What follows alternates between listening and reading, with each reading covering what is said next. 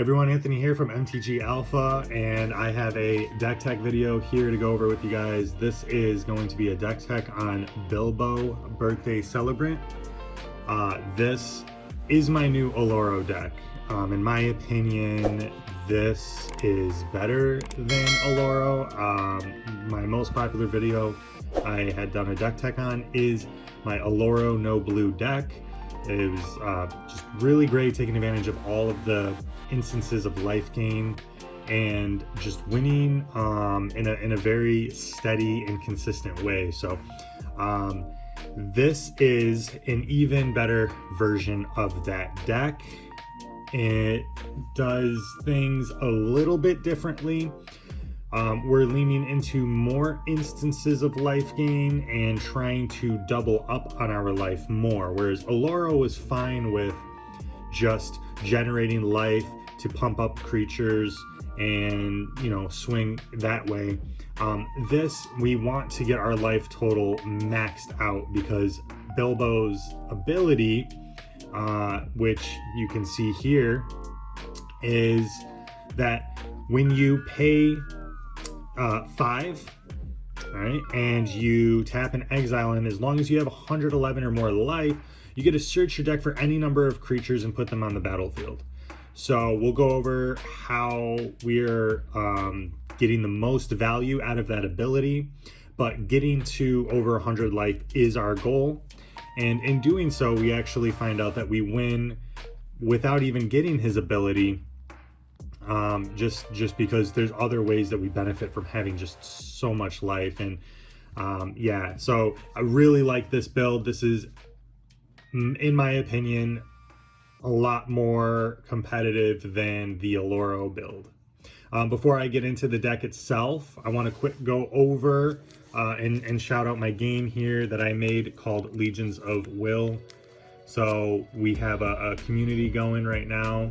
We have a pretty decent community with a few hundred people. We have like over 400 people in the Discord, and the game's been out for over a couple years now. This was the first special edition Kickstarter set, and we're already on the second set with a third set underway. So if you want to check out the game, you can look up Legions of Will on Instagram, on Google, on YouTube, and there will be a link in the bio. But it's basically, you have 3 base cards and your units have a will requirement to attack. So stronger units may have higher will, and weaker units may have lower will. So it's a balancing factor in the game, and there are upgrades to increase your base's stats. So you want to take out your opponent's bases in order to win the game. The game can be very fast paced, and it, you know, depending on your deck building, the game can be can go on a little bit longer. And you know, this is a secret rare alt art. This is a promo card from the second set, and these are both holo legendaries. So these are some of the best cards in the game here, and it's scalable. You can play multiplayer. We play on Tabletop Simulator. You can play online for free, so you can check that out, and there's people in the Discord willing to play. So yeah, just wanted to quick go over that and shout that out. So if you guys want to check that out, that'd be awesome. I definitely appreciate it. So yeah, let's get into the deck here. So this, I've played a few games, and it is my Oloro deck tweaked. So it isn't a budget version of this deck. Maybe I'll do a budget deck tech video on this, but what I did is I took my Oloro deck and I took out maybe 20 or 30 cards and kind of tweaked it a little bit more. And with that, we have some interesting combos in the deck. And if you're, you know, you may already be familiar with these combos, but I want to go over these anyway real quick. Some of them are actually a little interesting. So we have Serra Avatar. There's another card that is almost identical to Serra Avatar. It has a less restrictive casting cost, same total mana value, but it doesn't have its second ability where it shuffles into your graveyard if it's put from the graveyard from anywhere. Serra Avatar's power and toughness are each equal to your life total. So we basically average somewhere around 40 to 60 life throughout the game, and then once we pop off, we can easily get to about 100 to 200 life, if not infinite. Sarah Avatar's ability. Its power and toughness are equal to your life total. That combos with Tristani, Selesnya Voice. Whenever another creature enters the battlefield under your control, you gain life equal to its toughness. So Tristani's out, we play Sarah Avatar. Sarah Avatar enters with 40. We're gonna double our life total with Tristani. So it's nice, we double our life total, and this also kind of works with our main theme in the deck, where we're gaining life off of creatures entering the battlefield either under our control or our opponent's control, or both. And populating is somewhat relevant in here because we do generate a lot of horses and angels. So the populating is actually relevant in this deck. Of course, this also would combo with another card here. So this would just right here double our life total. Now, if we have Veto out or Sanguine Bond, now we are doming our opponents for 40, 50 life. This just turns into a more complicated Aetherflux Reservoir. So pretty cool synergy combo there. With mentioning Veto and Sanguine Bond, which if you don't already know, both of these have the same ability. Whenever you gain life, target opponent loses that much life. Veto is a creature, but it costs 2 less. And it also has the ability to give creatures you control lifelink, which is very relevant. I found it's one of the best ways for us to gain a massive amount of life in here. So we're gaining life incrementally from multiple instances of life, and we're also gaining life off of combat damage, which is pretty vital, and then doubling our life that we're gaining. So even though we're only gaining 1 or 2 every instance, when we add to it and double it, we are now gaining 6 to 10 life off of every instance of life gain. But giving our creatures lifelink is pretty important because we're pumping up our creatures on instances of life gain, like an Ajani Pride Mate type effect. Whenever we gain a life, we put a counter on 1 or more creatures. They get very big, and then, you know, if it's something like Sarah Avatar that has lifelink, we're doubling our life total. So Sanguine Bond or Veto will combo infinitely with Exquisite Blood. This is a very, very popular 2-card combo. Whenever an opponent loses life, you gain that much life. Whenever you gain life, target opponent loses that much life. So you just need 1 instance of life gain to trigger, and then now you're going infinite, and you can drain all your opponents and win the game. It's kind of a cheap combo. I'm not a huge fan of it. If I draw into it, then so be it, but I don't tutor for this combo. When I tutor, I specifically don't tutor.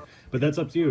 If you like to play competitively, then by all means, this is going to be a very, very, very easy and cheap way to win the game. Speaking of cheap ways to win the game, if you don't already know, we have Spike Feeder in here. Now, with the difference between Oloro, I was playing Oloro No-Blue. I like to get as most value as I can out of my decks, and I know there's blue and white cards that synergize with life gain, but I decided to go straight Orzhov with Oloro. In this deck, though, I did lean into that 3rd color, which is green, from Bilbo, and I love the commander because there are so many Selesnya cards and green cards that have great life gain abilities, and I'm so glad that there's finally a commander that does all of it. So Spike Feeder comes into play with 2 1/1 counters. You could remove 2 and pay 2, remove a counter from Spike Feeder and put a counter on another target creature, so whatever. Or you can remove a 1/1 counter from it, and then you gain 2 life. So you don't have to pay anything for it, just simply remove a counter from it and gain 2 life. Now, that combos easily with Archangel of Thune. So this is an easy 2-card combo here. We remove a counter, we gain life. Whenever we gain life, we put a counter on each creature we control. So we're infinitely gaining life, infinite instances of life gain, and infinite counters on creatures we control, including Archangel of Thune, which has flying and lifelink, a nice little evasion ability, and then we can gain infinite life off of it. So I really like this combo just for making sure we can get to where we need to get to with our commander and using its ability. But at the same time, I mean, if people see this, they might just scoop anyways, because how are they going to deal with infinite life? You're going to win before you could even activate your commander's ability, because it's just game over after that. But it's still a very, very fun combo. For now, it's in the deck. And Spike Feeder combos with Heliod, Sun Crowned, a little easier to get out than Archangel, and this is a cheaper 2-card combo. Whenever you gain life, put a counter on target creature you control. Whenever you remove a counter, you gain life, and then it goes infinite. Now, because of that, we can just, same thing with Archangel, infinite counters and all that fun stuff. So that's another quick combo. And of course, we have Dina. Whenever you gain life, each opponent loses a life. So off of our infinite combos, Dina can also drain all of our opponents slowly. And final combo in the deck that I know of, maybe you guys see another one in the deck I'm unaware of, but Sensei's Divining Top and Bolas' Citadel. I just played a game recently with Bolas' Citadel, which really, I mean, I was at 20, I wasn't getting to where I needed to be, got Bolas' Citadel out from tutoring it, and then started just playing cards from the top. Because they had ways to gain life, I'm playing a card off the top that now I'm going to gain life whenever I play a card. So although I brought myself pretty low off of Bolas' Citadel, I ended up going up to, you know, I ended up winning the game really with Bolas' Citadel, but it was really easy to bounce back off of what I was spending in it. However, if you have Sensei's Divining Top, you can do this. So say this is our deck.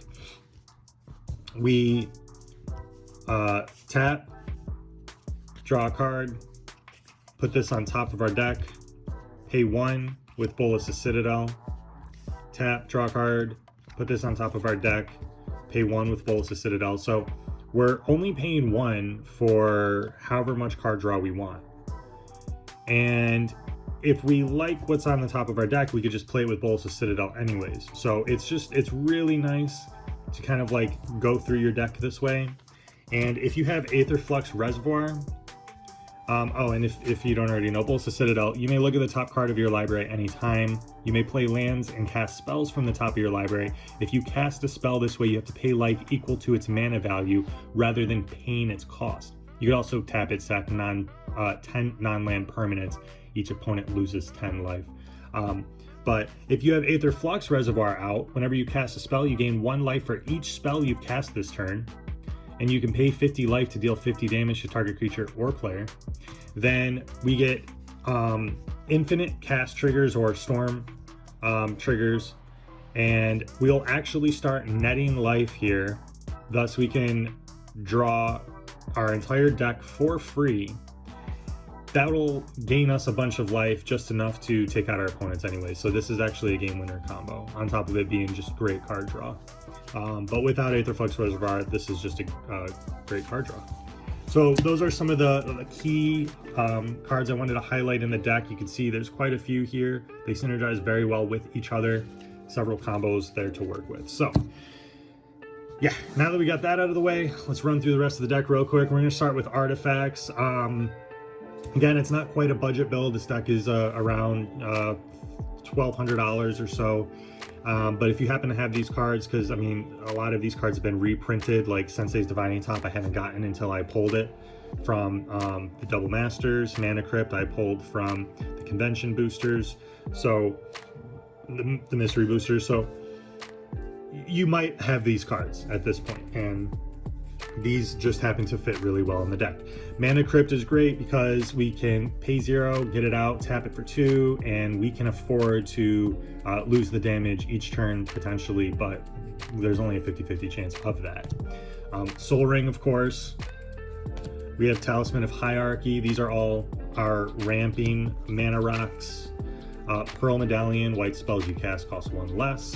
This deck is mostly white than black, and there's very few green cards in here, but it all works out very well. You could check out the deck list in the description. Mana Curve straight, everything's just good. Jet Medallion, black spells cost 1 less. Pristine Talisman, really great in this deck to trigger life gain abilities. Tap it for colorless, you gain a life. You can gain 1 life, +1, 3, doubled, 6, maybe doubled again to 12. Tap this, gain 12 life. Greyhound is phenomenal in this deck. Really good in any deck that has green. It's 9, costs X less, where X is the greatest power among creatures you control. Very easy to get this out for 2. You can tap it and get that 2 back immediately and gain 2 life. Another instance of life gain, and whenever a non-token creature enters the battlefield under your control, put a 1/1 counter on it and draw a card.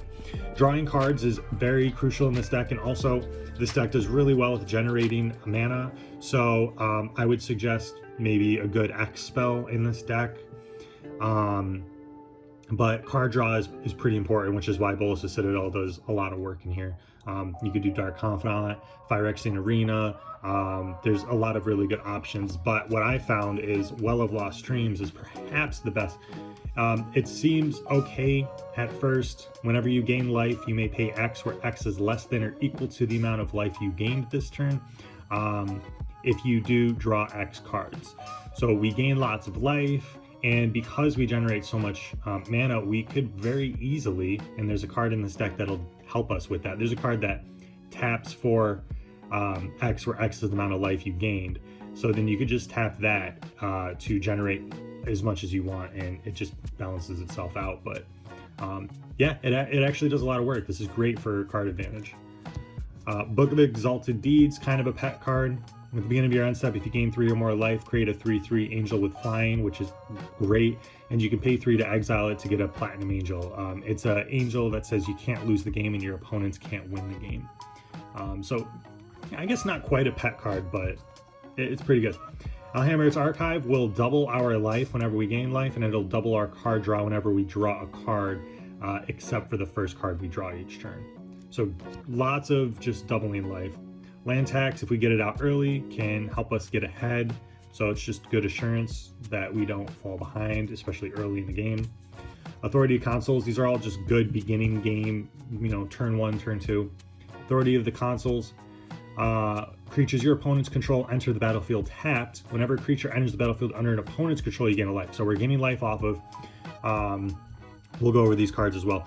Gaining life off of creatures entering the battlefield, lands entering, opponents casting spells, us casting spells, damage being dealt. So we're really trying to get value off of anything we can, whatever we can gain life from. Cleric class is phenomenal. I almost didn't put it in the deck, but it's a good 1-drop. If you gain life, you gain that much +1. And with that leftover mana we have throughout the game, we could dump it into this, level it up again. Whenever you gain life, put a 1/1 counter on a creature you control. So there's an infinite combo there with Spike Feeder. And then when it becomes level 3, you can return a creature with CMC 3. Oh no, I read that wrong. So when it becomes level 3, you can just return any creature from your graveyard to the battlefield, and you gain life equal to its toughness. So that could trigger with, if we have Tristani out and then we want to get Sarah Avatar back out. Phenomenal card. It's really good in this deck. Sylvan Library for card draw, we can afford to pay the 4 to get those 2 additional cards, so 4 each. Otherwise, we're looking at the top 3 and choosing the best one to put into our hand. So good card advantage, very much needed. Black market connections over Phyrexian Arena. We could afford the different values here. At the beginning of your pre-combat main phase, choose 1. Create a treasure token, lose 1. Draw a card, lose 2. Create a 3/2 shapeshifter, lose 3. So that shapeshifter can be an angel, and we have cards that when an angel enters, we gain life. So there's a bit of synergy here. Treasures are okay. Drawing a card is great. But treasures are going to be good too. Life Gift, this card's so cool. Still haven't got to play with it, but it's obvious what it does. Pay 3, whenever a land comes into play, you gain a life. So going up against Corvold or any landfall deck, we're going to gain a ton of life. This triggers on all instances of lands entering the battlefield. And again, gain 1, +1, +2, doubled again, gaining a ton of life.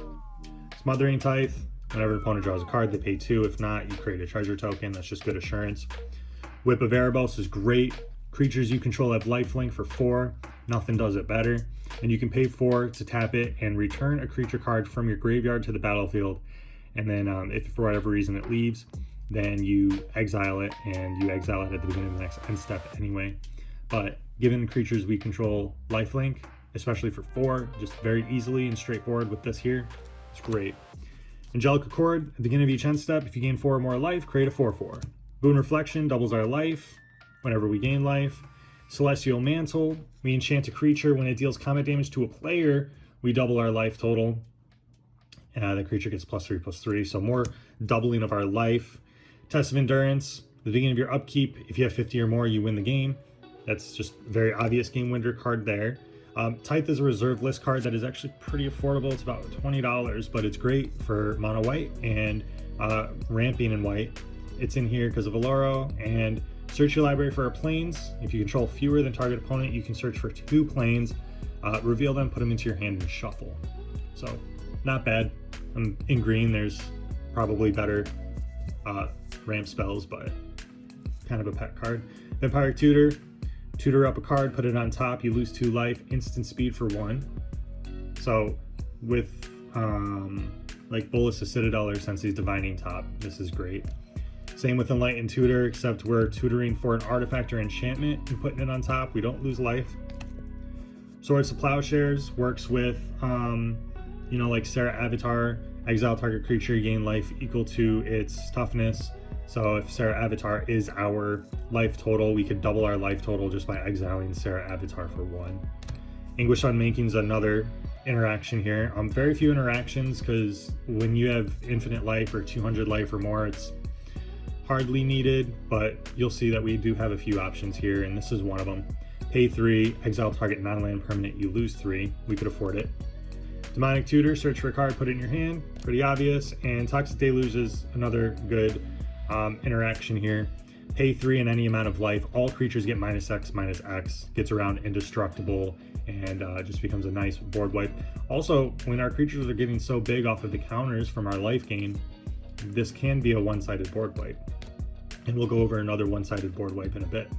Revival Revenge. Beacon of Immortality might be better than this. I don't have it for some reason. I had a couple copies, don't know what happened to it, but we're playing it for its revenge side. Pay 6, double your life total. Target opponent loses half their life rounded up. So that can very easily win the game. And return target creature card with CMC 3 or less from a graveyard to the battlefield. That's the revival part that I got confused with Cleric class.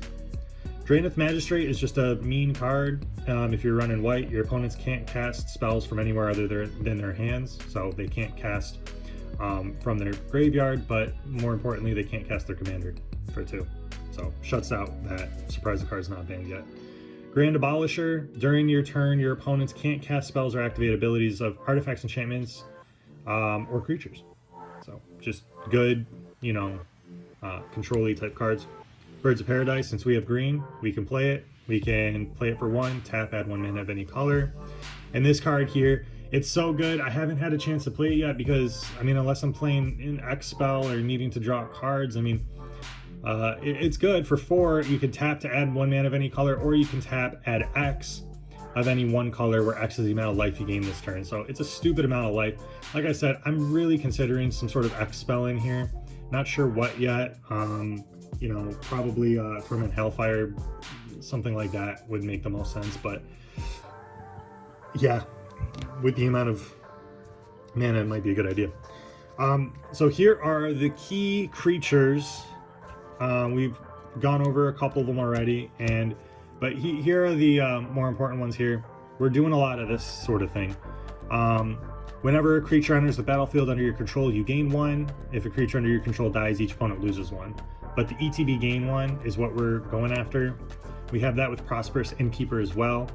ETB under our control, we gain 1 life. And then Essence Warden, I'm so glad I get to play this card finally in a deck that makes sense. Whenever another creature enters the battlefield, you gain a life. So this is Soul's Attendant and Soul Warden. And they all do the same exact thing. Whenever a creature enters the battlefield under anyone's control, we gain a life. So they do a lot. These girls do a lot of work. Suture Priest, creature enters our control, we gain 1. Creature enters our opponent's control, they lose 1. And then another, oh, I forgot to shout out Auriok Champion along with the sisters here, the Soul Sisters. Protection of Black and Red, another creature enters the battlefield, you gain a life. So any battlefield under anyone's control. We're gaining life off of opponents casting non-creature spells. They lose 2 and we gain 2 every time. this deck started off as Kambal being the commander, turned into Oloro, and now it's Bilbo. So unfortunately I can't have Oloro in the deck, otherwise that would be nuts. We can gain life off opponents searching their library and also draw a card every time it happens. We gain life off of opponents casting spells, and Sunscorched Regent will get a 1/1 counter, and it has flying. Nice little evasion ability. Perfect evasion. And you can give it lifelink. Rock's Faith Mender has lifelink, and if we gain life, we gain twice that much instead. Lyra Dawnbringer, we have some angel synergy in the deck, so angels are great. Flying First Strike, which is important, lifelink, which is great. Other angels you control get +1/+1 and have lifelink. We already went over the Archangel Thune. We also have Sarah Ascendant, 1/1 with lifelink. As long as you have 30 or more life, it's a 5/5. Well, it's a 6/6 with flying and lifelink. So 6/6 flyer lifelink for 1 is phenomenal. Divinity of Pride, pay 5. As long as you have 25 or more life, it's an 8/8 with flying and lifelink. So it's kind of like Sarah Ascendant. It's a little bit stronger, but you do have to put in 4 more in its initial cost. But by itself, though, it still has flying and lifelink, so it shuts off. It's more difficult to turn off. Crested Sunmare is great. Other horses you control have indestructible. At the beginning of each end step, if you've gained life this turn, create a 5/5 horse, which is indestructible. So we're getting horses at the end of everyone's turn because we're most likely, the deck is built to gain life all the time whenever anyone does anything. So we're getting tons of indestructible horses. If we gain 5 or more at the end of each end step, we get a 4/4 flyer Vigilance, and we can give Resplendent Angel lifelink and +2/+2. So it would be a 5/5 flyer with lifelink. Getting things lifelink is important because gaining life in all ways is important. Whenever you gain life, put 2 1/1 counters in Karlov. You can pay 2, remove 6 counters, and exile a creature. This is a good interaction we have here. So we could also, whenever we gain life, put a 1/1 counter on the Moon Dancer and scry 1. So good card advantage, I guess. Felder Sovereign, Vigilance lifelink, 4/6 for 6. At the beginning of your upkeep, if you have 40 or more life, you win the game. Good way to just quick end the game. Craterhoof Behemoth. Now, keep in mind, our commander's ability is that we get to search for any creature we want and put it on the battlefield untapped. So we can just grab everything, starting with the Soul Sisters, so that way anything afterwards will have us gaining a ton of life on top of however much life we already have. Then Craterhoof comes in last. You drop this, it has haste, and then everything else that you have would have plus X, where X is the number of creatures you control, which is going to be all of them. It's going to be like 25, 30 creatures. So everything gets like plus 30 on top of however many counters it already has, and it has trample and haste. Well, this has haste, but everything else has trample, and so good game winner. Kind of the fun way to win the game, the most ideal way to win the game without just whatever. And then for Planeswalkers, we have Ajani Strength of the Pride, pay 4. It's a one-sided board wipe for 0 if you have 15 or more life. You can tick it up to gain life equal to the number of creatures and Planeswalkers you control, so great life gain instance, and you can -2 it to create an Ajani's Pride mate, which will get huge. Sorin gives creatures we control lifelink as long as it's our turn, Planeswalkers included. We can deal damage to trigger life gain, and we can pay X to return a card with CMC X from our graveyard to the battlefield. And that's it for that. For lands, we have some good synergy here. We have fetch lands, because why not? We can pay a life. It doesn't really mean anything in this deck. So we have Marsh Flats, Verdant Catacombs, Flooded Strand, just because I happen to have pulled this card and I don't have anywhere to put it, so it's going to go in this deck. We can keep it in here because it doesn't have a color identity, it's a land. So we're going to be searching for a plains when we drop this. Basics, we have 1 forest, 1 swamp, and then we have 5 plains. We have some like dual lands, quote, this taps for black green, this taps for green white. Most of what we play in here is white, so we have a lot of stuff that taps for white. Green white, green white. We have black white, black white, black white, black white, black white.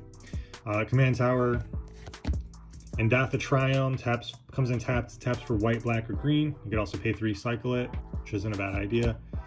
Mana Confluence, tap, pay a life, add 1 mana of any color. That's pretty fine in this. City of Brass does the same thing.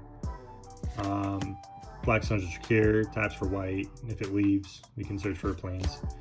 Urborg, I took out Cabal Coffers because we need white in here, but it doesn't hurt to have Urborg in here. It's a swamp, it taps for black, and it makes everything else tap for black just in case.